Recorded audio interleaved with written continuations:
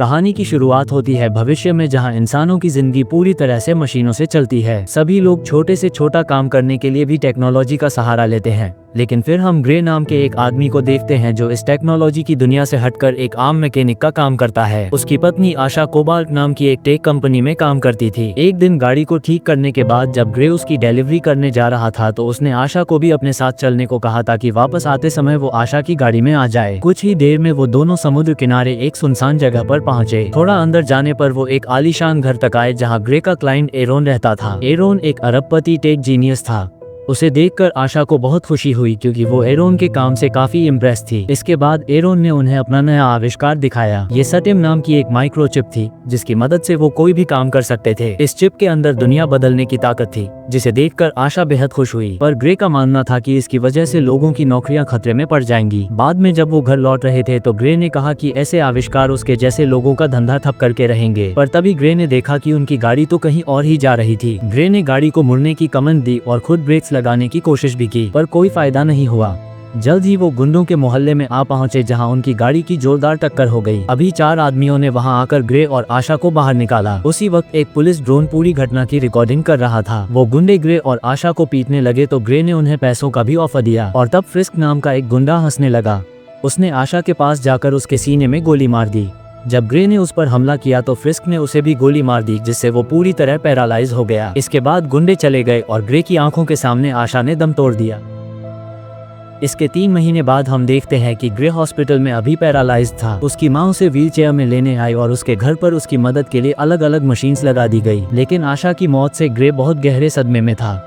बाद में ग्रे और उसकी मां पुलिस स्टेशन में डिटेक्टिव कोर्ट से आशा के कातिलों के बारे में पूछा तो कोर्ट्स ने कहा कि फिलहाल कोई सुराग नहीं मिला। ये सुनकर ग्रे को थोड़ा गुस्सा आ गया क्योंकि जो टेक्नोलॉजी लोगों के दांतों में लगी चिप्स को पढ़ सकती है वो कुछ गुंडों का पता नहीं लगा सकी। पर कोर्टेज ने बताया कि कातिलों ने अपने सिस्टम में बहुत सख्त सिक्योरिटी लगा रखी है जिस वजह से उन तक पहुँचना बेहद मुश्किल हो गया है। खैर, बाद में जब ग्रे हॉस्पिटल में था तो एरोन उससे मिलने आया। ग्रे की हालत देखकर एरोन ने उसे अपने शरीर में सटिम माइक्रोचिप लगवाने की सलाह दी ताकि वो फिर से चल फिर सके। एरोन ने कहा कि इसके लिए उसकी सर्जरी होगी, पर यह बात एक खुफिया राज रहनी चाहिए। मगर ग्रे ने कहा कि वो जीने की कोई इच्छा नहीं रखता। पर फिर एरोन कहने लगा कि अगर आशा होती तो वो भी यही चाहती। ये सुनकर आखिरकार ग्रे माइक्रोचिप लगवाने के लिए राजी हो गया। फिर एरोन की लैब में कुछ डॉक्टर्स ने ग्रे के शरीर में वो सटिम माइक्रोचिप लगा दी जिसके बाद ग्रे के हाथ पैर पहले की तरह चलने लगे। तब एरोन काफी खुश हुआ और उसने ग्रे को एक अग्रीमेंट साइन करने को कहा। ग्रे ने तुरंत अग्रीमेंट पर साइन कर दिया और दुनिया के सामने पैरालाइज होने का नाटक करने को तैयार हो गया। बाद में घर लौटकर उसे डिटेक्टिव क्वार्टर्स का पार्सल मिला जिसमें आशा के केस के कुछ सबूत थे। असल में ये उस घटना की ड्रोन फुटेज थी। वीडियो देखने के बाद अचानक उसे किसी की आवाज सुनाई दी।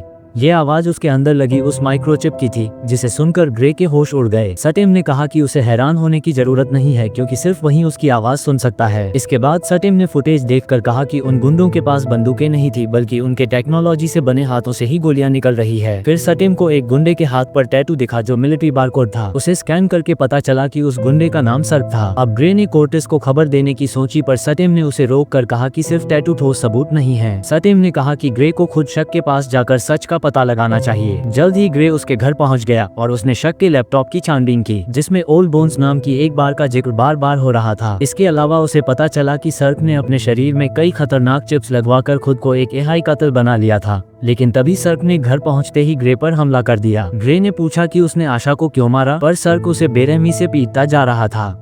आखिरकार ग्रीन सटिम से मदद मांगी तो सटिम ने उसके शरीर पर काबू करके सर का मुकाबला किया और कुछ ही पलों में उसे जान से मार डाला। बाद में जब ग्रे को होश आया तो वो काफी घबरा गया, लेकिन सटिम ने उसे पुलिस के आने से पहले सारे सबूत मिटाने को कहा। बाद में जब एक डॉक्टर डिटेक्टिव क्वार्टर्स के साथ सर की लाश की जांच कर रहे थे तो उन्हें उसके शरीर में कई खतरनाक चिप्स और हाथ में बंदूक के इम्प्लांट्स मिले। क्वार्टर्स को खबर मिली कि सर के घर में मशीन आयल वाले जूतों के निशान मिले हैं जिसने उसे लगा कि ये शायद किसी मैकेनिक का काम है। कुछ दिन बाद ग्रे एरोन की लैब में चेकअप के लिए गया तो एरोन काफी गुस्से में था क्योंकि उसे ग्रे की पूरी खबर थी और वो जानता था कि उसने शक की हत्या की है। एरोन ने उसे अग्रीमेंट याद दिलाकर कहा कि वो टेक्नोलॉजी का गलत इस्तेमाल नहीं कर सकता। तब ग्रे ने भी गुस्से में कहा कि हाँ तो तेरी चिप की बात मान जान के ही गया था मैं वहाँ पे। खैर एरोन ने उसे सावधानी से इसका इस्तेमाल करने को कहा।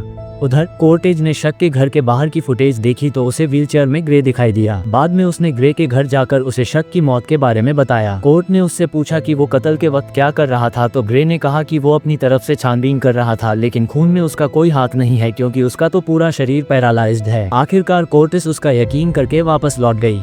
बाद में ग्रे ओल्ड बोन्स बार में गया और उसने सबको बताया कि कुछ महीने पहले उसकी पत्नी का कत्ल हो गया था। ग्रे ने कहा कि अगर किसी को भी कुछ मालूम है तो वो आगे आए। फिर ग्रे ने बताया कि सर्क नाम के गुंडे की मौत हो गई है तो टोलर नाम का एक आदमी उसे बाथरूम में ले गया। वहाँ उसके गुंडों ने ग्रे को व्हीलचेयर से गिराया और टोलर ने उसकी गर्दन पर चाकू रख दिया। पर ग्रे ने कहा कि वो तो सिर्फ अपनी पत्नी के कातल तक पहुँचना चाहता है। टोलर ने कहा कि उस वक्त वो भी वहाँ मौजूद था।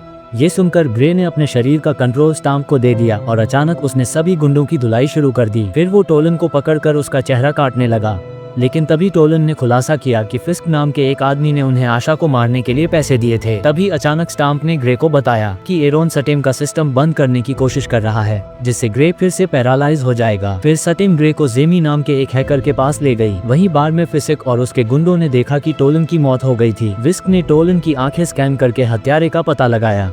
उधर ग्रे ने जेमी के पास जाकर उसे सटेम का इनपुट गार्ड निकालने को कहा। इनपुट गार्ड सटेम का वो प्रोग्राम था जो सटेम को अपनी मर्जी से कुछ भी करने से रोकता था। इसे निकालते ही एरोन बाहर से सटेम को कंट्रोल नहीं कर पाएगा। जल्द ही जेमी ने इनपुट गार्ड निकाल दिया और अब सिस्टम को फिर से शुरू होने में थोड़ा वक्त लगेगा। तभी जेमी ने देखा कि फिस्क और उसके गुंडे उनकी ही तरफ आ रहे थे और वो तुरंत ही घर से भाग निकली। जल्द ही फिस्क के गुंडों ने ग्रे को घेर लिया और तभी ईरान की सिक्योरिटी टीम भी वहाँ आ गई, लेकिन आयन वक्त पर स्टैम्प फिर से एक्टिवेट हो गई और ग्रे भागकर छत पर पहुँच गया।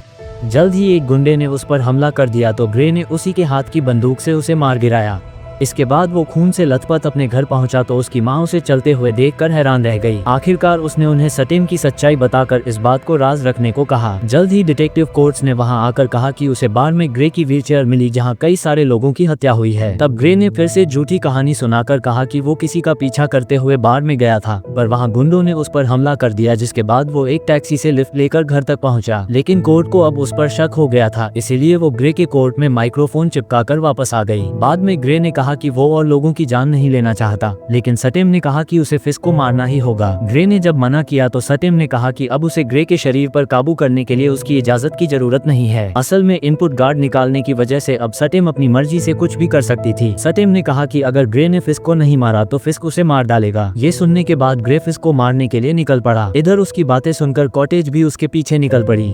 कुछ ही देर में ग्रे को अपनी जेब में माइक्रोफोन मिला और उसने देखा कि कॉटेज उसका पीछा कर रही थी। तब स्टेम ने कोर्टिस की गाड़ी को हैक करने की कोशिश की और वो एक मैकेनिकल कार थी, इसलिए उसने दूसरी इलेक्ट्रिक गाड़ी को हैक करके कोर्टिस की गाड़ी से टकरा दिया। इसी मौके का फायदा उठाकर ग्रे भाग निकला और कोर्टिस ने वापस ग्रे के घर जाकर उसकी माँ से सच्चाई जानने की कोशिश की। वहीं दूसरी ओर ग्रे ने फिस्क के घर जाकर उस पर बंदूक तान दी। तब फिस्क ने कहा कि वो आशा को नहीं बल्कि ग्रे को मारना चाहते थे। उन्होंने जानबूझकर ग्रे को असली गोली नहीं मारी क्योंकि वो उसे सिर्फ पैरालाइज करना चाहते थे। फिर फिस्क ने ग्रे को अपनी शक्तियां पर काबू करके अपने साथ शामिल होने की सलाह दी, लेकिन ग्रे के सर पर तो बदले की आग सवार थी। जल्द ही दोनों में जबरदस्त लड़ाई शुरू हो गई और फिस्ट की शक्तियां ग्रे से काफी ज्यादा थी। वो ग्रे को मारने ही वाला था कि अचानक सटेम ने ग्रे को बताया कि असल में सर फिश का भाई था। ये सुनकर ग्रे ने फिस्ट को बताया कि कैसे उसने सर को बेरहमी से मारा था। इससे फिस्ट की आंखें भर आई और तभी मौके का फायदा उठाकर ग्रे ने फिस्ट पर जानलेवा हमला करके उसे मार डाला। फिर उसने फिस्ट का फोन देखा तो वो हक्का बक्का रह गया क्योंकि उसे एरोन का वॉइसमेल मिला था जिसमें एरोन ने फिस्ट को ग्रे को मारने का हक में दिया। वो सीधा एरोन की लैब में पहुंचा और उस पर इल्जाम लगाया कि उसने अपने एक्सपेरिमेंट के लिए आशा की जान ली। अब वो को गोली मारने ही वाला था कि अचानक पीछे से कोर्टेज ने उस पर बंदूक तान दी। उन दोनों में हाथापाई शुरू हो गई तो ग्रे ने सटेम को रुकने को कहा, पर सटेम ने फिर भी उसकी बात नहीं मानी। तो ग्रे ने कोर्टेज को अपनी बिजली के झटके वाली गन का इस्तेमाल करने को कहा। उसके जोरदार झटके से कुछ समय के लिए सटेम का सिस्टम बंद हो गया। फिर एरोन ने खुलासा किया कि इस सब के पीछे सटेम का ही हाथ है। सटेम ने जबरदस्ती एरोन से ये सब करवाया क्योंकि सटेम को एक ऐसा शरीर चाहिए था जिसमें पहले से कोई चिप न हो और इसीलिए उसने ग्रे को चुना। फिर सटेम ने ही उनकी गाड़ी का एक्सीडेंट करवाकर ग्रे को पैरालाइज करने के लिए गुंडों को भेजा। एरोन ने कहा कि सटेम का असली मकसद एरोन को मारना है ताकि वो ऐसे और माइक्रोचिप्स न बना सके। तभी अचानक सटेम फिर से एक्टिवेट हो गई और उसने बड़ी बेरहमी से एरोन को जान से मार डाला। फिर वो कोर्टेज कोर्टेज को भी मारने वाली थी, पर तभी ग्रे ने जबरदस्ती बंदूक अपनी गर्दन पर रख दी। इसके अगले सीन में हम देखते हैं कि ग्रे एक हॉस्पिटल में था और उसका शरीर भी एकदम ठीक हो गया था। फिर आशा ने वहां आकर उसे बताया कि उनके एक्सीडेंट के बाद ग्रे कई दिन तक बेहोश रहा। ग्रे को यकीन नहीं हुआ, पर तभी उन्होंने एक दूसरे को चूम लिया। कभी हम फिर से अरॉन की लैब देखते हैं जहां कोर्टेज ने ग्रे को बंदूक नीचे करने को कहा, पर सटेम ने कहा कि अब कोई ग्रे नहीं रहता। इस शरीर में सटेम ने खुलासा किया कि अब उसका दिमाग एक नकली दुनिया में कैद हो गया है जहां वो अपनी पत्नी के साथ बिल्कुल खुश है। ग्रे के शरीर पर सिर्फ सटेम का काबू है क्योंकि उसका दिमाग तो दूसरी दुनिया में कैद था। ये कहकर सटेम ने कोर्टेज को गोली मार दी और फिर आराम से वहां से बाहर आ गया। वहीं दूसरी ओर ग्रे अपने दिमाग की बनाई हुई नकली दुनिया में अपनी पत्नी के साथ बेहद खुश था। अगर वीडियो पसंद आए तो लाइक कर देना, चैनल को सब्सक्राइब कर देना। मिलते हैं अगली वीडियो में।